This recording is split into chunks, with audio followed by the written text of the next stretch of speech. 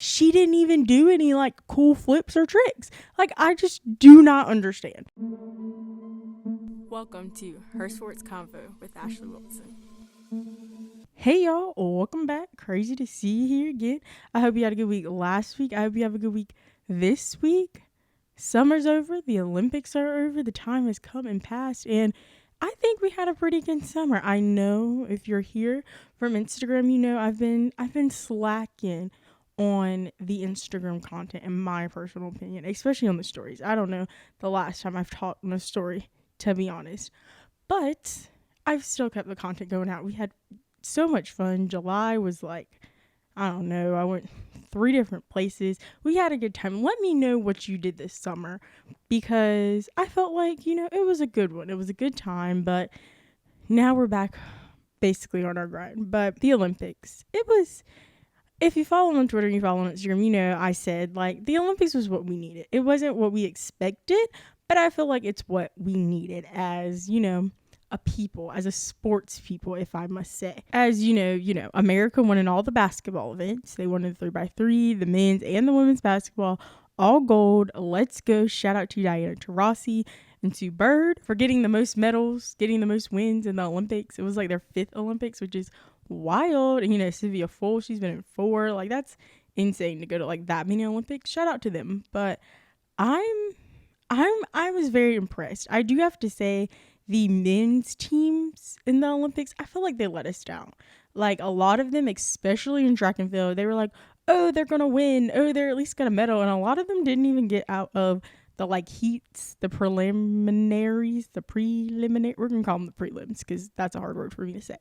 But they truly just couldn't get out of them, especially, like, the men's 4x100. Watched it when it was live, and the guy, the commentator man, I can't even think of his name, he was like, yeah, their legs just aren't special. Their legs aren't fast enough. I was dying. That was so funny. But I mean, they weren't, because they were like in like 6th place, and I don't know much, but I'm pretty sure you can't get 6th place and try to, compete for a gold medal, especially 6th place in the like preliminaries when people aren't running their fastest, and they really look like they were trying their little hearts out, but it just didn't work out for them. They did win the 4x400, and that was fun to see. They won by like 2 seconds. Like, that was insane. Like, when you think about time like that in like real life time, you're like, oh, 2 seconds, that's not like that's not that big of a gap. But when you watch them, especially when you watch the women's 4x400, and you saw that they almost won by a total of 4 seconds, and you're like, 4 seconds, that isn't long, but you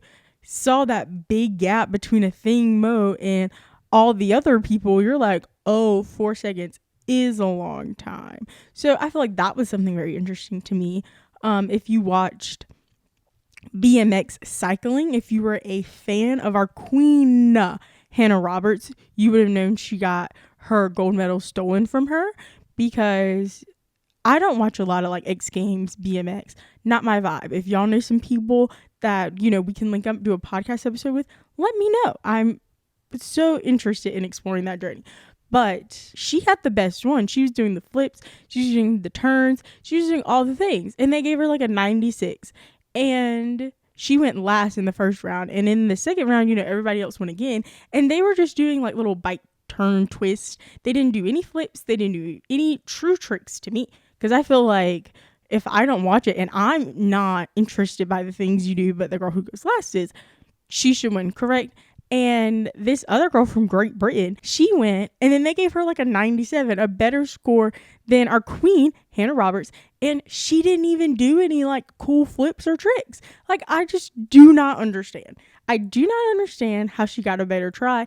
And if you watched again, you would saw that like Hannah was like, this is the best ride I ever did her first time. And then her next time out, she didn't even finish. Because I mean, once you do the best ride you've ever done in your life, anything else you do after that, it's just not gonna hold up. So I wasn't even like mad at her for not even going, because they cheated her out of her medal. And once they got done, usually they like re-show whoever won, and they re-show all the things, like especially in swimming, they re-show them going to the line again and stuff like that. They didn't even show sis from Great Britain's ride, because they knew that our queen Hannah was cheated out of her opportunity for a gold medal. But shout out to Hannah, shout out to her family, because since the families and friends couldn't be there, they had like all those Microsoft Surfaces and like shows and stuff. And all her family was like, "You're a really gold medalist. You're our number one." And I was like, "They're right," because they really were right. Hannah was cheated. She was cheated. She was robbed. She was disrespected. And the BMX Olympic judging committee should be ashamed of themselves. If you guys also watched, I watched a little beach volleyball. Shout out to April Ross and Alex Kloss for winning the gold medal. April Ross, she did the Olympics with the queen, Kelly Walsh Jennings. And this year she got that gold medal. She completed the set, as they say. But I mean, I would rather have 3 gold medals than a gold, a silver, and a bronze. But live your life. It's more than I do. You go, queen. They won, and they were the A team, and the B team lost in the quarterfinals to Canada. I think it was Canada. I'm pretty sure it was Canada. But it was like the 5th set, not the 5th set. It's beach volleyball. It was the 3rd set, and they lost. But like on one of the final points, the judge, like they called it out, like before review, they called it out like on the play, and USA, those girls, they challenged it, and the VAR people said it was in Point America, right? The other team is going to challenge it as well. And then the VAR people go like, "Oh, no, now it's out." Like, how can you do that? How can you be like, "Oh, no, it's out now." We were confused. We were confused, now it's out. So that was quite sketchy to me personally, and they ended up losing and getting out at the quarterfinals. But shout out to them. They did great. They like won all their games in the knockout rounds, and they did great. Since we're on volleyball, we're going to talk about indoor volleyball. Shout out to those women, our queens, our stans, Jordan Lawson, Fouquet. I'm not even going to try to say her last name, but you know who you are, girl. Haley Washington, Annie Drews. If you know, you know. They killed it. They got first place. They got that gold medal, that everlasting gold medal the women's volleyball program in the USA has always been trying to aspire to. It was a very interesting game. I was not too confident once they lost to the ROC/Russia. I don't know why they kept saying, "Oh, the people of the ROC, the Russian Olympic Committee." Like, even though they're not representing Russia, the people are still Russians. So that was still kind of confusing to me. If you know about that, let me know. And on Instagram, if you're watching on YouTube, in the comments, because that really just, I was confused. But live your life, I guess. And they got smoked by the ROC. I was like, "Oh, this is not good." But they ended up turning it around. They beat Serbia by a lot. They came back and they beat the Brazilians by a lot. They smoked out the people from the DR, the Dominican Republic. So it was very good. I enjoyed watching them. Personally, I enjoyed watching them the most because their games came on at like 10:30 and 12:30. So, it was late, but it wasn't like 4 a.m. If you know, you know. The gymnastics came on at 4 a.m. The track and field came on at like 6 a.m. every day, which was tough. It was real tough that the track and field stuff came on at 6 a.m. But I was there pretty much every day. I saw pretty much everything live, and I was excited. Like, there was so much to enjoy about the Olympics. Those were like my top things. Oh, I watched surfing. Shout out to our queen from Hawaii for winning the first ever gold medal in surfing. You go, gal. I was slightly confused on what was happening because, I've never seen people compete surfing. The only thing I've seen is from the like Maverick movie. If you've seen the movie, you know what I'm talking about. That's my whole encompassed idea of what surfing is. And the Soul Surfer movie, the Bethany Hamilton movie, that's about all I know from surfing. So kind of confused, especially from the other girl from America. She was like not like to me it did not look like she was actively trying to catch the waves and stuff. And I'm like, you're running out of time, you got to get your score. But whatever, time has passed. I don't even know if she got third or not. I don't think so. I don't know. Somebody look that up for me. I just don't care enough to look it up. The Olympics were fun, but we do need to take a moment and talk about NBC's coverage of this Olympics. It was a mess. It was a mess. Capital M-E, 2 S's. You can probably add 95 more to that. Because why is your primetime coverage just replays of what happened at 6 a.m. this morning? But the stuff that comes on at 6 a.m. and 4 a.m., it doesn't come on TV. I have to watch it on the NBC app or the Peacock TV, which is just stupid. The Peacock TV app is stupid.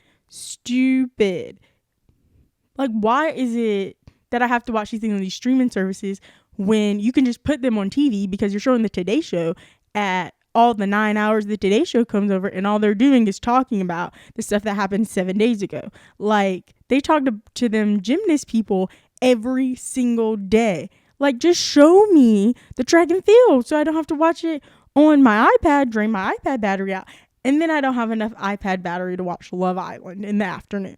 Yes, avid Love Island out. If you listen to the last podcast episode with Robin, you would know Love Island UK is the way to go. But that was just ridiculous to me, that all the good stuff you had to watch on the app. Like the basketball, every single basketball game came up on the app. You couldn't watch it on TV except the last one. Like, that is so ridiculous to me. I just don't understand. So if any of y'all by somehow know someone who works at NBC Sports or how they did their Olympic coverage, please send me their Instagram, their LinkedIn, their Twitter or something, because I just really would like to know for my personal well-being why these choices were decided, because it was a lot. It was a lot, but it was nothing. You were putting a lot of stuff on TV, but you weren't putting the things that were live, because especially since the Olympics were 13 hours ahead in Tokyo, like, I'm not going to sit and watch Suni Lee win gold again after I know everyone talked about it, because that's one of the things about live sports is that you want to watch them live, like, because you know someone else is going to watch them live and you're going to talk about it again. And so maybe it's just me that I am not going to watch something that I already know the result of. Because, like, with any show I watch, we're going to use The Masked Singer, for example. Big Masked Singer girl. I don't go on the internet. I don't go on Twitter, especially if I know I'm, like, behind on an episode or two.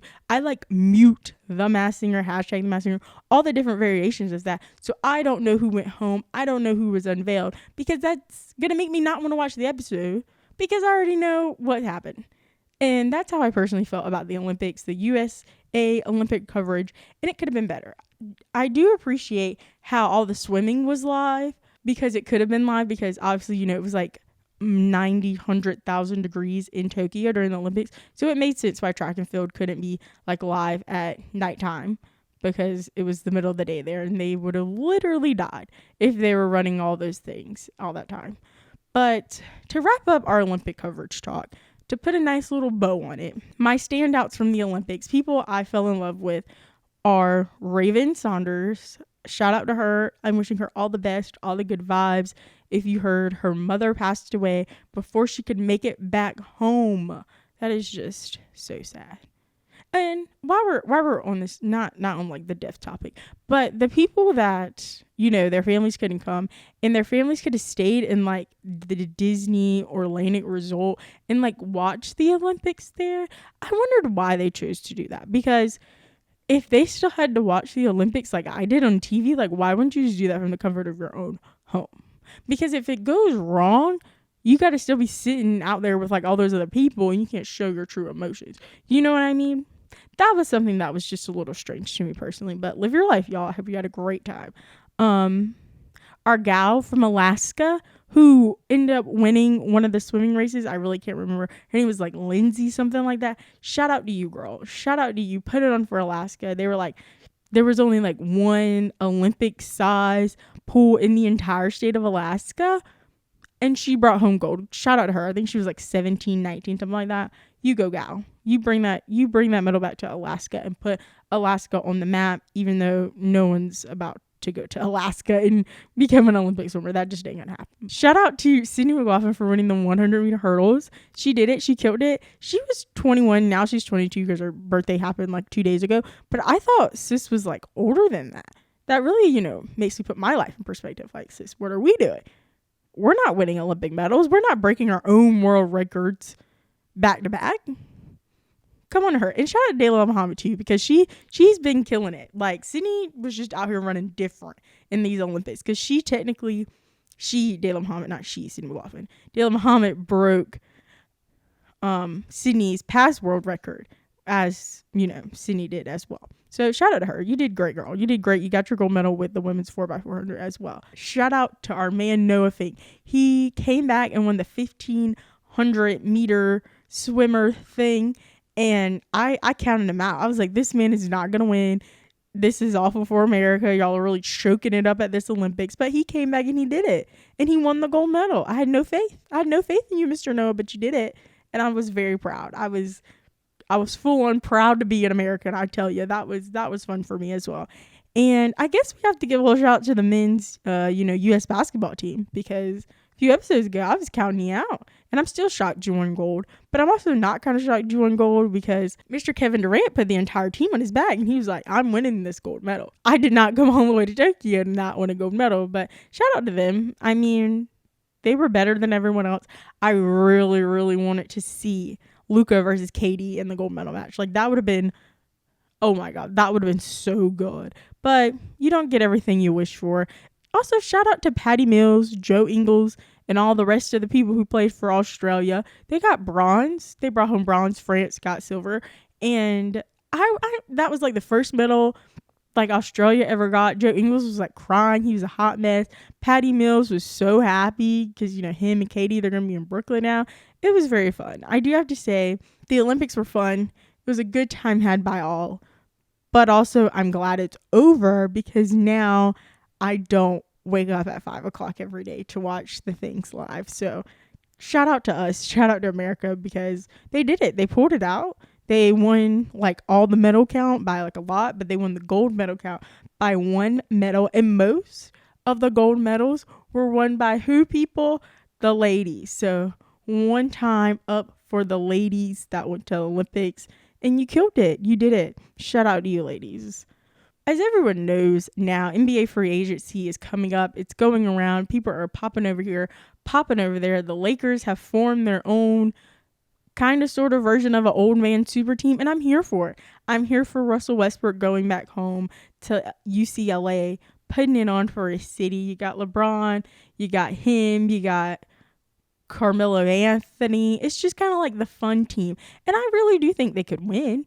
I think it'll be fun and exciting to see them win. They even got Malik Monk, who's 20-something years old, signing a veteran minimum to play. Like, this man is ring chasing at like 20-something years old. And if I was his agent or any form of his representative, I would have been so mad at him. Because now, when it's over, it's going to be very hard to try to sell you. So he's going to have to play an amazing season. I mean, an amazing season coming up for him. And you got Kyle Lowry going to Miami Heat. You got DeMar going to Chicago. You got Lonzo going to Chicago. It's going to be a very fun season. I do have to say, as y'all know, all this past NBA season, I was very against the NBA. And I was ready for it to be over. But with all these trades and all these things, you needed time away from basketball, the NBA, all those things. You needed time away. And I'm excited to see what next season brings. I know it starts in like 2 months, so that's not very far off. And I'm excited. I don't know what's going to happen. Chris Paul staying in Phoenix. Are we going to get like the big Carmelo, LeBron versus Chris Paul, the battle of the banana boat, minus Dwayne Wade because he retired? I don't know. I don't know what's going to happen, but I'm excited.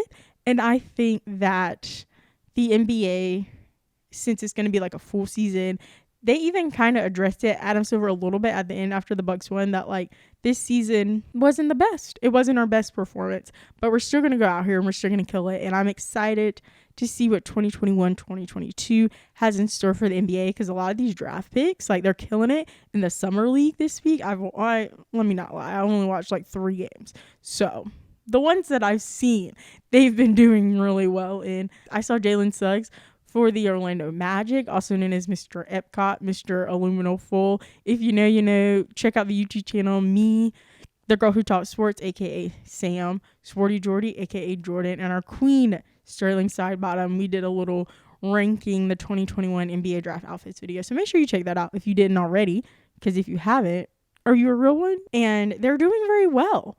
I've seen him, Cade Cunningham. I think that's it. Because I was going to watch Jalen Green, but when I turned it to it, it was already over. Because I got my times confused, which is on me.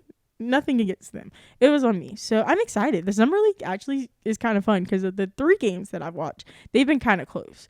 And I did watch Jello, also known as LiAngelo Ball. He really balled out. Like, he's killing it in the summer league, and I hope he gets a contract. He almost got a contract last year but got waived off. So all the best of luck to the ball people, because they're having the summer of their lives. The NFL is knocking on our door. Preseason started last week, and I'm not really going to talk about preseason games because I truly don't care. Truly don't care about preseason games. But the Hall of Fame, all those people got inducted. Peyton Manning, Calvin Johnson, Edgerrin James. I always say his name wrong. I know you're someone's going to tell me how to say it, and I'm sorry. But if you're watching the video, I'll pop a picture up here so you know who I'm talking about. But his speech, 10 out of 10. Honestly, the best Hall of Fame speech I ever heard in my life. Did I watch it live? No. Did I watch the clips? Yes. Best Hall of Fame speech ever. Him and Peyton Manning. Peyton Manning had a nice little bit at the end talking about chasing your dreams, making the NFL better, making it safe, making it more attainable for more people. Shout out to him and Peyton. Obviously the best speech. Calvin Johnson looked like a kid in the candy store. He was so happy to be there, and I'm so happy for him. The Cowboys are going to be on Hard Knocks. I've decided to extend my HBO Max subscription past the free month so I can watch it, and make sure you're tuned in to the Instagram because I'll be making reels, or IGTVs haven't decided. It's going to be like the world's shortest IGTV if I do decide to make IGTVs, but some form of Instagram content around Hard Knocks. So make sure you're following over there. You got the notifications on, all that good stuff, because I think it's going to be great. I watched last season's Hard Knocks, like the LA version with the Chargers and the Rams the past few days. It was great. One of the things I forgot about Hard Knocks is that it's during preseason, so they show the people who don't make the team, and it really, got me in a funky mood. And because you get invested in people, like the guy that had the toothpick, and like that was his thing, but he made the practice squad and all the other people. So that was like literally a year ago. So we're not going to talk about it, but I'm excited. Yeah, that's all I got this week. Make sure to like, comment, rate, subscribe wherever you decide to listen to your podcast at. Head on over to Instagram and follow at Her Sports Convo to stay up to date on all things Her Sports Convo. Subscribe to the YouTube channel Her Sports Convo. New videos every Monday and Thursdays at 11 a.m. Eastern Standard Time. The Thursday videos are the podcast videos. So if you like to watch me talk, if you're listening on the audio version, do that. And as always, be safe, have fun, and don't be afraid to join the convo.